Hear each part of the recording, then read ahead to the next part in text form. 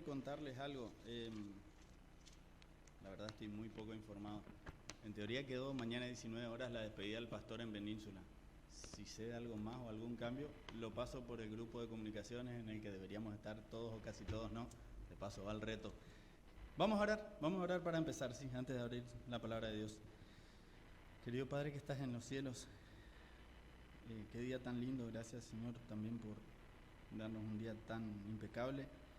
Gracias por permitirnos estar acá, gracias por traernos en verdad. Y te ruego ahora que me permitas abrir tu palabra y que seas tú el que hables. Que sea útil en este primer sábado del año, que podamos plantearnos un montón de cosas y sobre todo conocerte. Te pido estos favores en tu nombre y te ruego la compañía una vez más de tu Espíritu Santo. Amén. Maxi, colaborame con el pedido de la foto que te pedí. Maxi nos va a mostrar una foto de un señor que ahí está de anteojos. ¿No tuviste drama en descargarla? Vos entendés, yo soy un burro. Este señor se llama Richard Dawkins. ¿Quién es Richard Dawkins? Es un conocido biólogo evolucionista. No es tan importante para nosotros, pues nosotros somos creacionistas, así que bueno.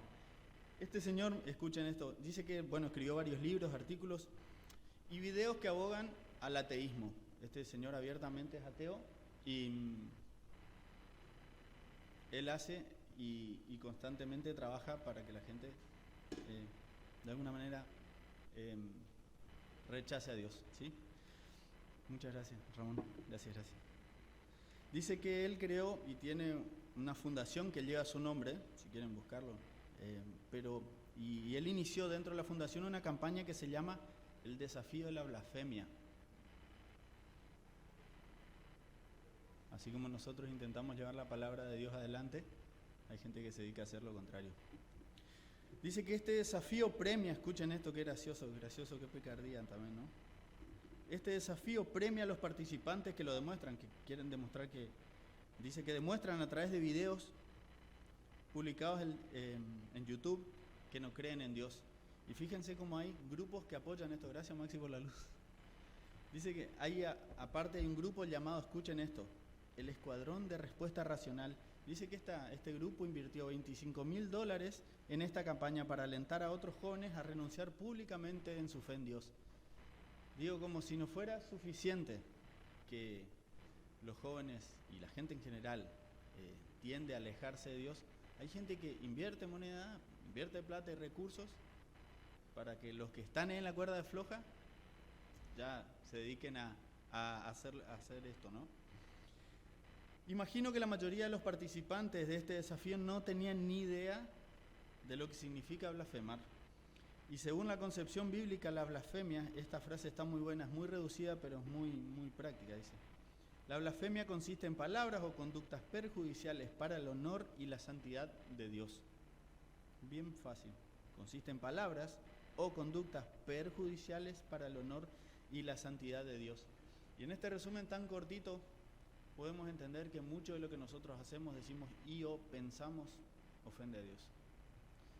Hoy vamos a tocar una historia de la Biblia, una cita histórica bastante linda, que sucedió en una noche.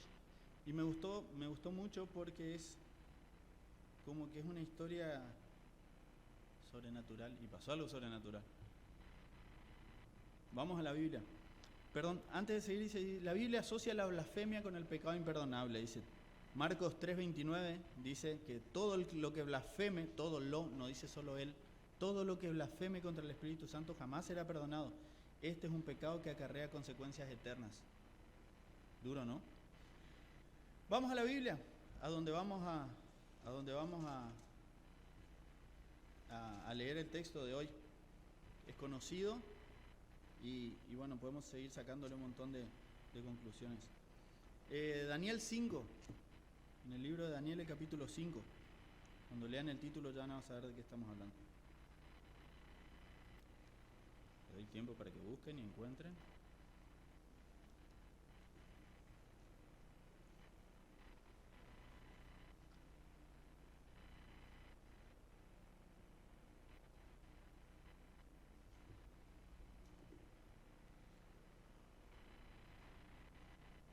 En el silencio se escucha el ruidito de las hojas así. Está bueno, está bueno. Miren. El capítulo 5 del libro de Daniel está dedicado a la historia de una persona de la que vamos a hablar hoy, el rey Belsasar, quien cometió el pecado de blasfemar. Y saben que históricamente hablando dice que Belsasar no fue el sucesor inmediato de Nabucodonosor, sino que hubieron 4 reyes entre Nabucodonosor y él. No fue inmediato. ¿Por qué toca a Nabucodonosor? Vamos a verlo dentro de un ratito. Vamos a leer el 5 hasta el capítulo desde el principio, vamos a leer hasta el 11. Si alguien me quiere ayudar, o leemos dos versículos, así no es un monólogo mío. ¿Alguien se ayuda o leemos dos versículos cada uno? Pau, dale.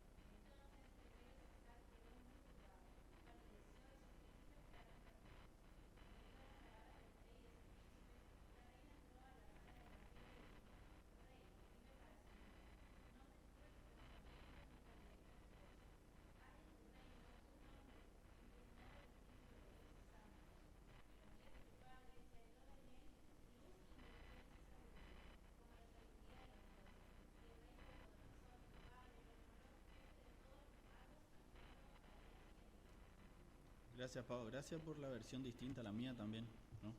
Enriquece un montón.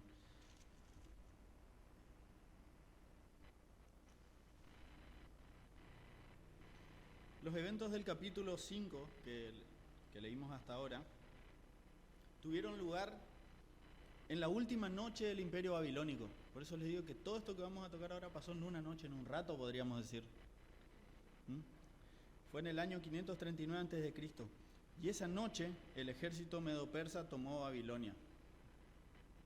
No voy a hablar acerca de que esto es parte de profecías también, porque son fechas. No voy a tocar eso, pero quien quiere profundizar en eso puede hacerlo, obviamente. En una noche pasó todo esto. Y cuando les decía hoy, cuando empezaba, que es una... A mí, yo suelo decir que me gustan las historias... me gustan mucho las historias de Jesús con las personas. Los encuentros que tuvo Jesús personalmente con ciertas personas pues fueron relatos que marcan, y sobre todo están en los evangelios. Pero esta historia me gustó mucho porque Daniel es un tipo del que ya, para este capítulo 5 ya habla. Si estamos hablando que fue después de Nabucodonosor, imagínense que ya era conocido ahí, ¿no? en ese entorno. Fíjense que el rey anterior había puesto lo último que leyó Pablo, lo puso entre todos los magos, los astrólogos y todo eso. El ejército enemigo, el ejército medo-persa, asediaba la ciudad de Babilonia, y aún así el rey ofreció un banquete a 1000 de sus nobles, ¿no? Y bebió vino con ellos, dice el versículo 1. En algún momento de la fiesta, la Biblia nos dice que, lo dice en el 2, dice que mientras Belsasar bebía, mandó a traer las copas de oro y plata que su antecesor Nabucodonosor había sacado del templo de Jerusalén cuando lo había invadido, ¿no? Él quería beber en ellas con sus nobles, sus esposas y sus concubinas. terrible fiesta hizo. Que mucha gente habría sido. Está bien, él era rey. Pero una fiesta importante, ¿no? Y vos decís, ¿cómo puede el tipo festejar si afuera estaba asediado por un pueblo que venía y que definitivamente era, en esa época ya era más importante que ellos, económica, y venía, Medo Persia venía en un auge, digamos, hablando armamentísticamente, venían mejorando muchísimo. Dice, necesitamos entender algo acerca de la actitud de este rey. Él dice que no pidió los cálices sagrados porque no tuviese copas disponibles en su fiesta para beber con sus invitados. Capaz no le alcanzaba, ¿no? Fíjense que el primer versículo leyó Paola, dice que él bebía con 1000 de sus príncipes, pero después estaban las esposas, estaban las concubinas. Increíble la cantidad de gente que sería una gran fiesta. Digo, y anoté acá en mi machete que dice que no era una carencia de cristalería lo que él tenía. No era un problema que él necesitara vasos. No es como ahora que te vas a comprar un montón de vasos descartables, haciendo una pila tenés 100, ¿no? Dice, en aquel tiempo, y esto es un dato re importante para que entendamos un poco el contexto de la época. En aquel tiempo la gente creía que las guerras eran libradas entre los dioses, no tanto entre ciudades y naciones. Y también entendían que cuando un pueblo era derrotado, no era el pueblo que era derrotado, sino que eras el dios de ese pueblo. ¿Entienden? Como que ellos creían que los dioses eran hay una pugna entre dioses. Como que ellos ponían solo la mano de obra, pero el resultado era entre los dioses. Dice, cuando una ciudad era derrotada, imaginaban que el dios de esa ciudad había sido derrotado, ¿no? Por lo tanto, cuando terminaba una batalla, y esto es un dato importante, el ejército que era victorioso se dirigía al templo de la ciudad conquistada. No sé si alguno de ustedes vio Troya, la película que hizo Brad Pitt. Allá la señora hace que sí, me hizo un gesto que sí. Bueno, me llamó la atención después de leer esto, que cuando ellos llegan a la costa y tienen la primera batalla, al primer lugar que van a un templo, bueno, mataron a los sacerdotes, y bueno, esto es cine, ¿no? Pero me llamó la atención y se ve que era cierto, ellos iban y no solo invadían el lugar, sino como que iban a saquear el lugar santo del pueblo al que atacaban, ¿no? Bueno, dice que por lo tanto, cuando terminaba una batalla, el ejército que ganaba, el victorioso, se dirigía al templo de la ciudad conquistada, tomaba las imágenes esculpidas, las unía, porque a veces, oye, se rompían, y las llevaba con la población conquistada a su ciudad victoriosa, ¿no? Las personas, dice, eran convertidas en esclavas y las imágenes de los dioses derrotados eran llevadas al templo del dios victorioso. Era un trofeo. Básicamente llevaban los dioses del pueblo que perdió, llevaban a sus propios templos como un botín de guerra, podamos decir, ¿no?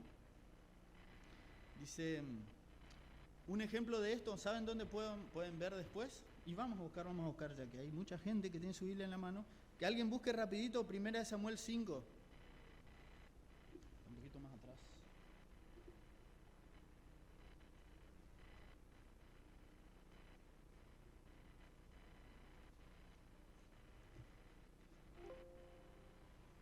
¿Alguien lo tiene? Que lea hasta el 2 nomás.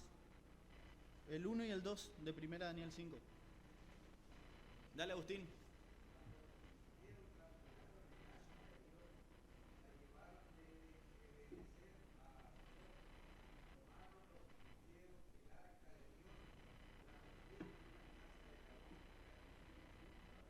Gracias Agustín. Dagón era el dios de los filisteos en esa época. Y bueno, y esto es un ejemplo de lo que ellos hacían cuando ganaban una batalla. ¿Qué hicieron? Se llevaron el arca. Si quieren leer después el resto de ese capítulo, léanlo porque está bueno. Qué desastre les trajo al pueblo filisteo llevarse el arca. Habla de tumores, de muertes y de un montón de cosas. Sigamos adelante con nuestra historia, pero léanlo después si quieren. Cuando Nabucodonosor invadió el templo de Jerusalén, buscó una imagen tallada que representara al Dios de Israel. Eso había pasado muchos años antes y ahora lo van a corroborar. Dice, para llevarse con los exiliados. Él se iba a llevar el pueblo exiliado y se llevaba sus dioses.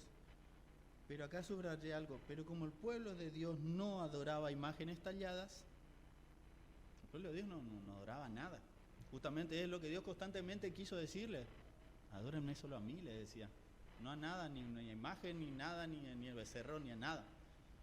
Dice, los invasores entonces decidieron llevarse los objetos sagrados que eran usados en el ritual del santuario. Recordemos que el santuario Dios le había hablado a Moisés, le había dicho, le había dado medida por medida, cantidad de pesos. ¿Se acuerdan que llevó un tiempo también la construcción del templo? Bueno, esto que les digo de que Nabucodonosor quiso llevarse cosas, si quieren buscarlo, están en el principio del capítulo 1 de Daniel, en el versículo 2. Cuando Belsasar, el rey del que hablamos hoy, hizo traer estos objetos sagrados para usarlos en la fiesta que estaba celebrando, probablemente le estaba declarando que, así como los dioses de Babilonia pudieron derrotar, según él, al Dios de Israel, ellos también podrían derrotar a los dioses medopersas que ahora los asediaban, ¿no? Que bueno, que estaban afuera. Vieron podemos decir que ignorante que era, pero por otro lado eran las costumbres, eran las creencias de la época. Él confiaba en eso, por ignorante. Todo esto había pasado, hacía 50 años que Nabucodonosor había sacado las cosas del templo. Claro, pero como el reinado de ahí no me sale la ciudad, de Babilonia, mantenía sus cosas. Él sabía que estaban todos esos botines de guerra. Imagínense cuántos otros botines de guerra de cuántos otros lugares que ellos ya habrían invadido. O sea, no era que tenían solo pero ellos sabían que ese Dios, el nuestro, sí tenía poder, ¿sí? En Daniel 5:22 se nos dice que Belsasar también conocía muy bien la declaración de Nabucodonosor acerca del Dios. O sea, no era un tipo tan ignorante. Yo pienso que su ignorancia radicaba más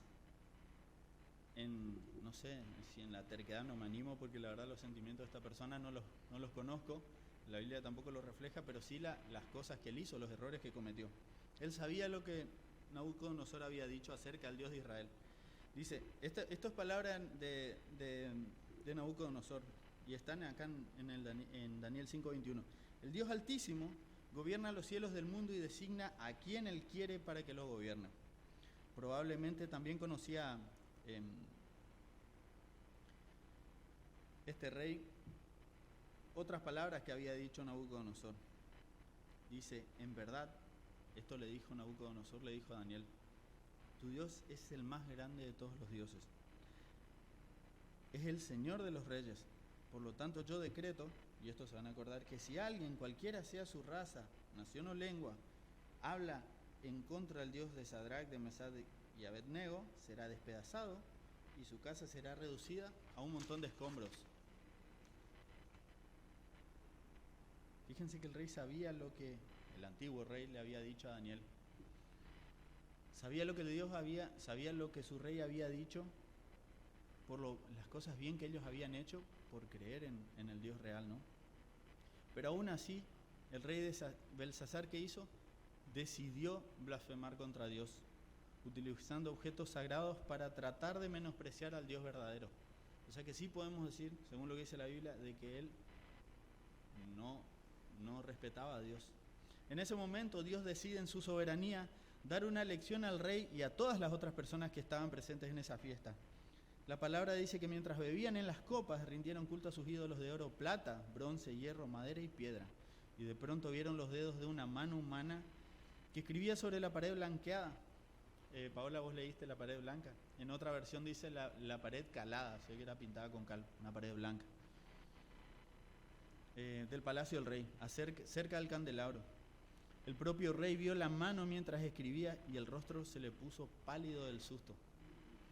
A mí me reí un poco porque, ¿vieron? Hay un dicho que dice, ¿saben cómo camina la araña por el techo, no? El miedo. Más que vos estás pasado de copas y de repente imagínense de verdad, una mano que aparece en el medio de la fiesta y se pone a escribir. Y ahí es que les decía que me impactó lo sobrenatural de esta historia, porque qué importante evidentemente era para Dios esto, de que utilicen sus cosas, que les hizo pegarse un buen susto a esta gente. Dice, me reía porque dice que le temblaron las rodillas a causa del miedo y se le aflojaron las piernas, dice el versículo del 4 al 6. Paola lo leyó. ¿Y qué hizo el rey? El rey sabía que, digamos, o sea, si vos sos rey, si vos sos importante, si sos un líder, sabés que si pasa algo, la responsabilidad es tuya. Dice que la desesperación lo llevó a llamar a hechiceros, encantadores y sabios del reino. Lo mismo lo había hecho Nabucodonosor hace unos años. Y ahí aparece Daniel. Bueno, el tema es que en esta época, Paola leyó al final del 11 por ahí, Daniel, como se ve que quedó por ahí viviendo, ya era conocido. Por eso la mujer va y le dice lo que oíamos. Hay un tipo que se llama fulano de tal y que tu padre, vieron que Paola leyó, dice tu padre, no era el papá de Belsasar, sino que era un rey anterior. Lo puso como líder de todos los brujos, los adivinos, La desesperación que tuvo este rey, bueno, como les dije, los hizo llamar hechiceros, encantadores y sabios de todo el reino para hacer dos cosas: leer e interpretar qué decía ese texto que se había escrito en la pared. Esas palabras son importantes para que entendamos bien esta historia, porque el rey no solo quería que las leyeran, porque esas palabras estaban escritas en arameo. Y saben que el arameo en esa época era un idioma bastante universal en la zona. Era bastante conocido, porque como ellos tenían tanta gente, judíos, digamos de alguna manera, del pueblo de Israel, era un idioma conocido. O sea, lo que se había escrito se leía, mucha gente lo entendía, no es que era un jeroglífico, digamos de alguna manera, no era algo que era fácil de entender. O sea, muchos lo leían, pero no tenían ni idea. Así que él necesitaba eso, que lo lean y que lo interpreten. Lo mismo que le había pasado a Nabucodonosor. Solo que lo de Nabucodonosor eran sueños y eran realmente raros. Dice, yo anoté también acá, dice, medianamente todos entendían el idioma en esa época. Y después buscando un poco, investigando un poco acerca de este mismo tema, les leo algo textual que dice un teólogo acerca de esto, de las palabras en la pared. Hasta donde podemos juzgar, no había nada particularmente misterioso en las palabras o en la escritura en sí. Aparentemente cualquier persona familiarizada con la escritura y el vocabulario arameo podría haber leído estas palabras. El problema era descubrir el significado de estas palabras en esa coyuntura histórica particular. ¿Por qué coyuntura histórica particular? Porque, como les decía, proféticamente esa noche se dio algo importante. Cae el imperio babilónico y empieza el imperio medo-persa. Eso estaba escrito, ellos no lo sabían. El tipo estaba de joda. El rey de la época estaba en una fiesta. ¿Sí? Dice, este hecho particular de origen sobrenatural, ya lo habíamos dicho, requerían una sabiduría más que humana para acertar en su significado fundamental. Las palabras escritas eran las siguientes, ahí puse el título y ahí está la frase que todos ya por ahí escucharon, que dice, Mene Tekel Uparsin, es lo que estaba escrito. Después hay otra escritura más en el idioma más específico, Maxi, que vos solés leer esas palabras extrañas. Mene, ¿qué quiere decir? Es un participio del verbo numerar o contar. Tekel quiere decir, también es un participio pasivo del verbo pesar, ¿sí? Y parsin es el plural de la palabra aramea peres, que significa pedazos. Básicamente, vamos a leer ahí el versículo 27 del mismo capítulo 5. Y lo remarqué porque, fíjense lo que dice, les leo desde el 24, ¿sí? Así redondeamos mejor la idea. Por eso de su presencia envió él la mano que trazó la escritura, le dice Daniel al rey. Y la escritura que trazó es Mene, Mene, Tekel, Uparsin. Esta es la interpretación del asunto. Mene quiere decir que contó Dios tu reino y le ha puesto fin. Tekel, pesado ha sido en balanza y hallado falto. ¿Viste, Maxi, que te pedí que anotes el ha sido pesado, ¿no? Pesado de peso, ¿no? Tekel, Tekel, pesado ha sido en balanza y hallado falto. Eso es lo doloroso. ¿Sí? Dios le había puesto a él en una balanza y al rey, y bueno, ha sido hallado falto. Y Pérez, que en realidad la palabra Parsin viene de la palabra Pérez, tu reinado ha sido roto y dado a los medos y a los persas. Ese es todo el resumen de esa frase tan rara. Yo creo que cuando recién entré a la iglesia una vez escuché qué quiere decir y hasta mucho tiempo después no supe qué era.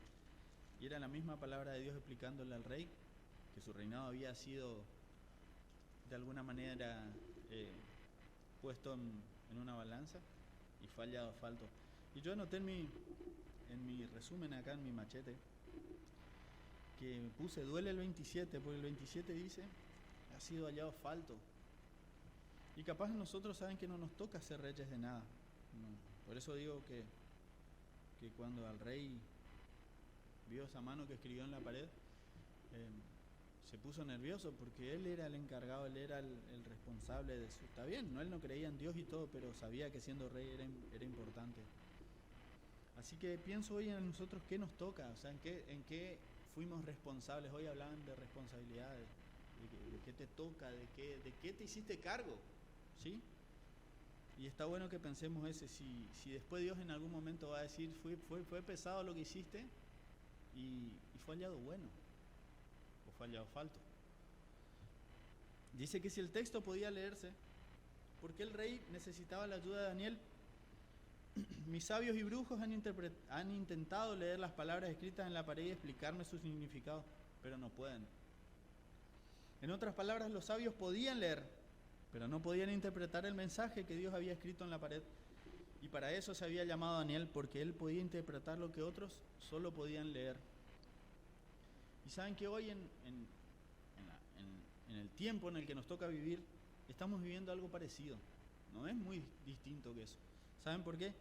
Porque nuestra realidad es bastante similar. Hoy el mundo observa eventos como el hambre, el desempleo, la corrupción, la violencia, las enfermedades, hay terremotos, los volcanes, y pueden leer que algo está por suceder en el planeta, o no. O sea, hay algo que se está desarmando, hay algo que se está complicando, y lo vemos de hace rato.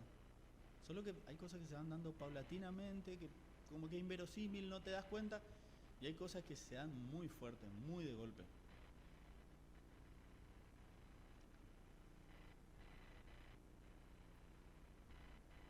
Dice, pero al igual, o sea, haciendo la analogía entre lo que pasó antes y lo que pasa hoy, lo que nos pasa hoy, dice que al igual que a Belsasar, el mundo hoy observa estos eventos con miedo y con angustia.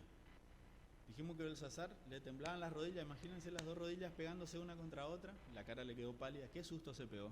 Y hay gente hoy de verdad está muy asustada, hay gente que todavía con el tema de la pandemia está asustada, está lleno de COVID por todos lados y hay gente que tiene pavor. Y gracias a Dios pudimos volver a la iglesia. ¿Se acuerdan, Paola, Gaby, cuando terminamos el primer turno? Meterle alcohol a todos los banquitos y pasarle. Qué loco lo que pasamos de los 3 últimos años para acá. Y de repente podemos estar juntos otra vez. ¿Vieron que el ser humano es un bicho de costumbre y es un bicho social? Parece que necesitamos de esto de estar unidos, porque era un encierro feo estar en la casa. Mi hija todavía tenía clases de Zoom, de inglés por Zoom, y le odiaba la clase por Zoom. Porque fue algo que tuvimos que aprender por obligación, porque se nos cortó todo lo de lo social, lo grupal. Pero bueno, el mundo observa todo esto con pavor y con angustia.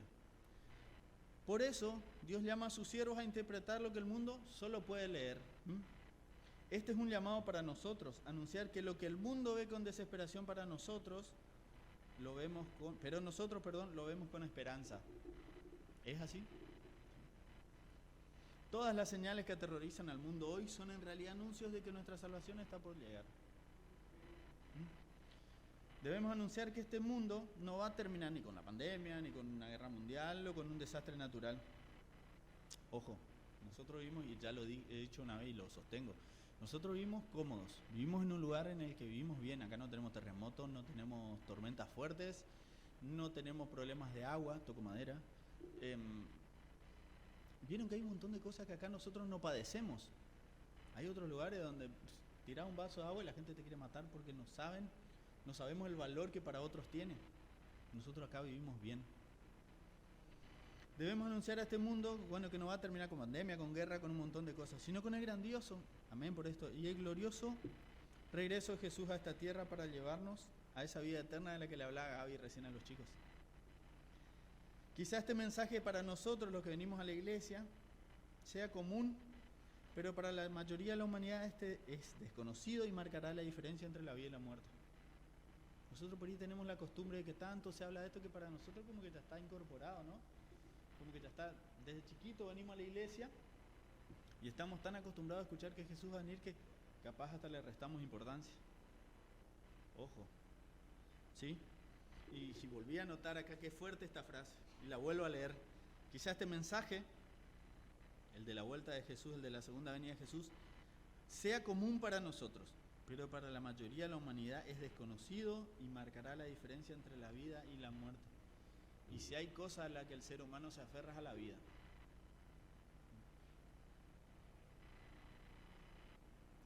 Todos los días debemos salir de casa pidiendo que Dios nos guíe hacia las personas con las que podamos compartir la verdad de que Jesús regresa para salvar a aquellos que aceptaron la maravillosa gracia ofrecida por quien, solo por Él en la cruz. No hay otra cosa. No hay otra cosa. Afuera de eso no hay nada. Podemos ver gente como el Stephen Dawkins, ¿era que se llamaba? Él eligió creer en eso y aboga para, tiene su fundación y debe juntar con pala la plata, con gente que cree. Está bien, si a él le parece, está perfecto. Pero nosotros dependemos, y ojalá dependamos del Jesús que viene. Y saben que hay otra lección que podemos rescatar en la historia del rey Belsasar.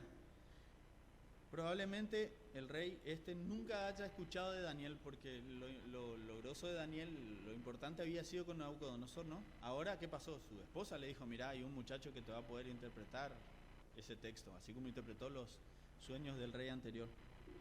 Dice, probablemente nunca le haya escuchado de él, pero las circunstancias lo llevaron a buscar a un hombre de Dios.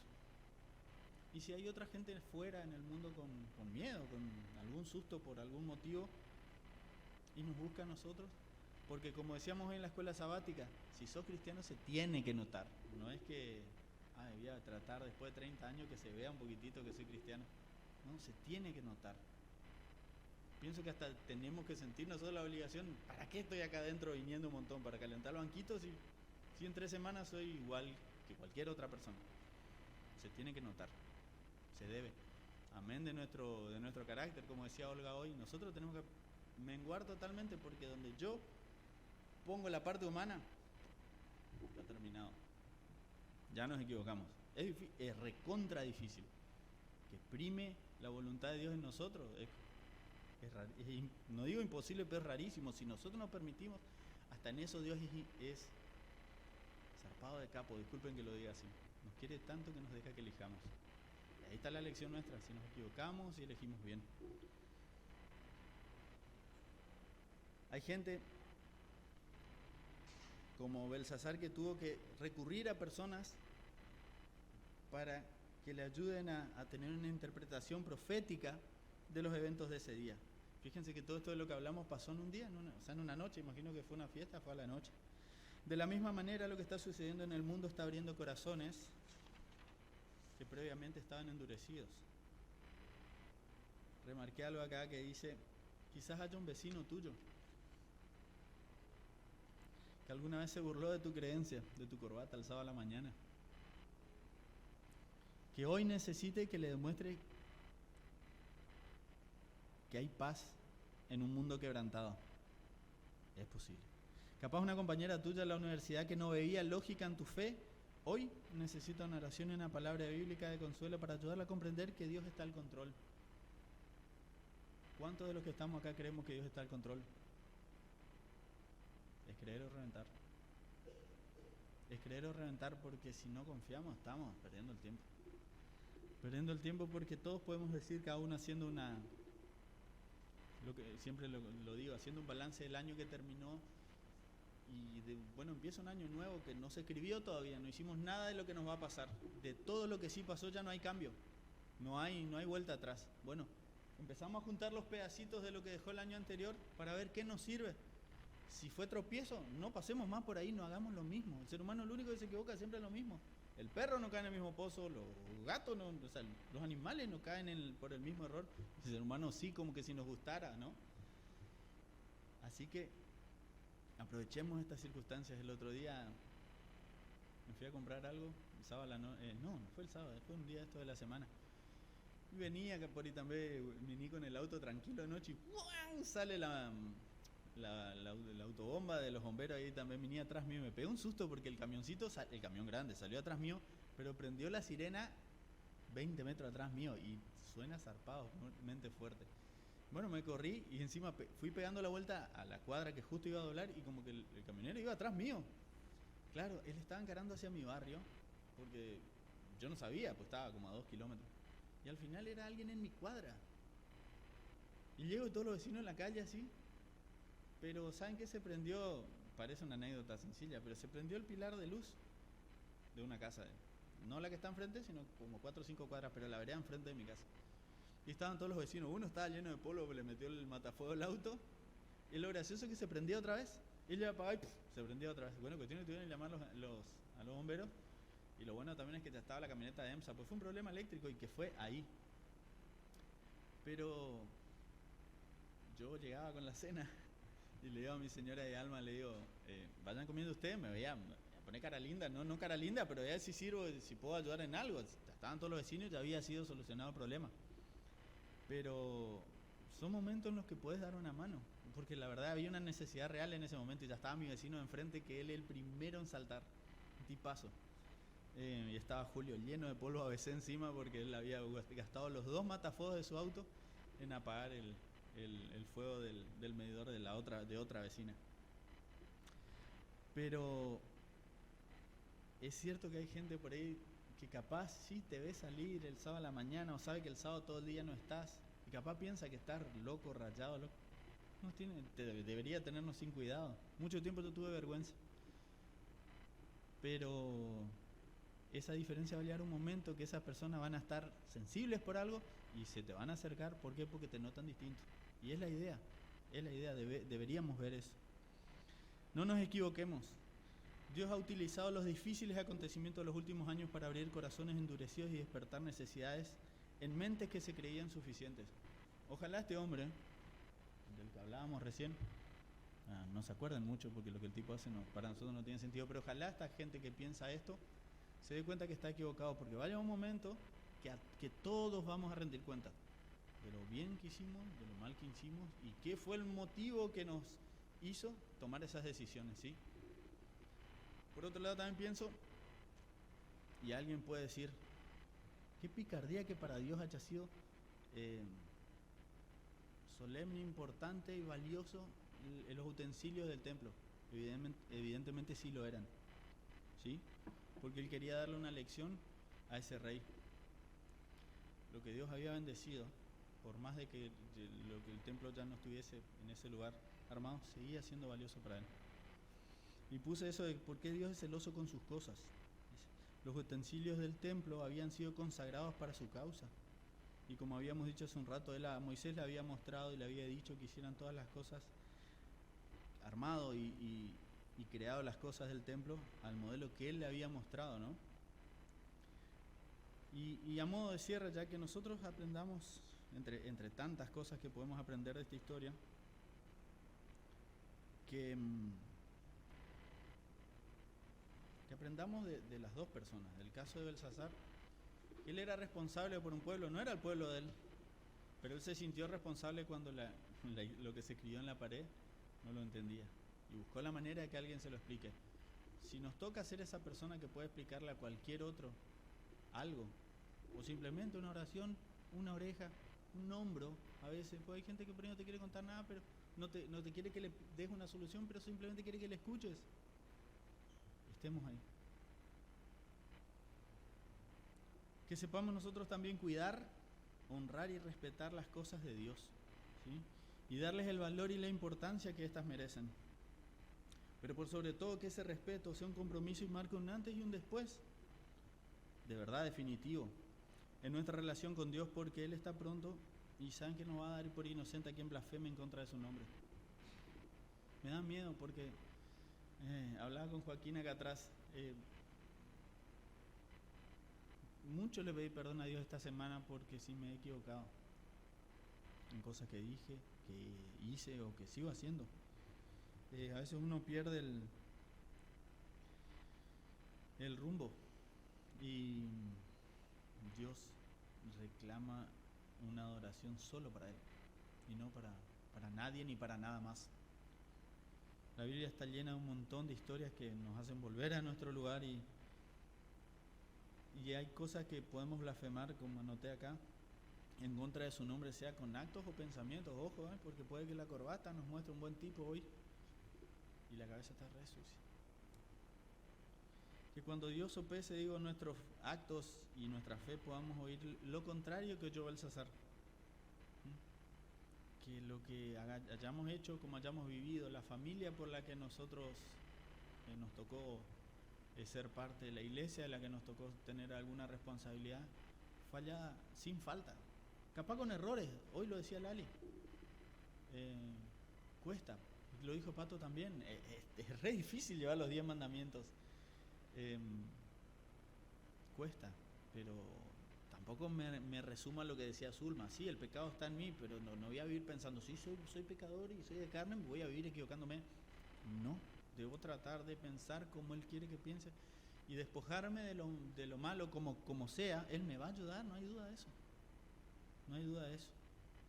Pienso que este es un buen deseo, que debería ser un motivo para suplicar con más ahínco y sobre todo con trabajo personal, porque saben que lo que les decía hace un ratito, que Dios es tan bueno, nos quiere tanto que no nos obliga a nada.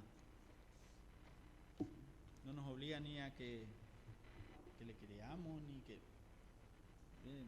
a través del conocimiento elegimos si hacer bien las cosas o hacer a nuestra manera, pero es lindo después cuando estamos en el pozo, Señor, ayúdame, dame una mano. Si el error fue mío, yo me solté de su mano. Que el Señor les bendiga, que arranquemos un buen año. Sopapos van a venir, perdonen la palabra, pero a veces no hay que acostumbrarse a estar bien, tampoco, porque después duele cuando caes y van a haber cosas, siempre hay. Que el Señor les bendiga, que nos cuide, que nos dé salud, que nos dé trabajo. Y el resto, las bendiciones de Él vienen solitas. Amén, que el Señor les bendiga.